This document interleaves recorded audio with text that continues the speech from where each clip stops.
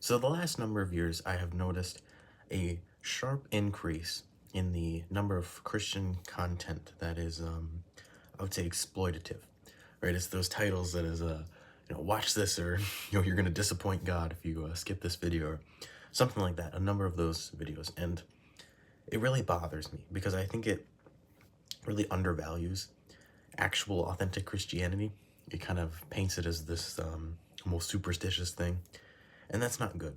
Right? We shouldn't be doing that as Christians ourselves or Christian creators and stuff. Like that's not good, right? That's not helpful. Even the stuff where it's like, oh, watch this before the rapture happens, or all of this really, I would say, just content that kind of exploits people, and it's not good, and it doesn't make the Christian movement look very good either. It looks as if it's you're a bit of a snake oil salesman, right? That's kind of what you come across as when you put that kind of content out. And I think it's pastoralship isn't for everyone because it's difficult, right? You have a whole lot of people that are following you, and if you say or do something that's incorrect or improper, you're kind of leading people astray. And that's one of the bad things with the internet age, is because so many people have a platform, not everyone necessarily should, or not everyone is ready for it.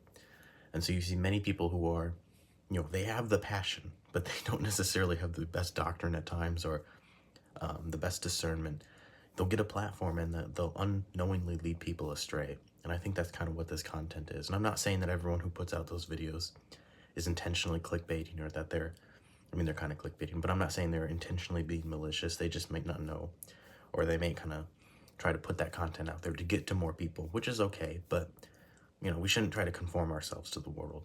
And that is something that, if you're a pastor or you're a Christian content creator, you got to be really discerning constantly, right? Like, am I leading people astray? Am I preaching true or right doctrine? And I think it's so easy to fall into bad doctrine, to lead people astray. And I think you really gotta, regardless of your platform, even if it's something as small as like a Bible study, you gotta be careful, and you gotta make sure you're not leading people astray. You gotta make sure everything you're teaching and you're preaching is coming right from the Bible.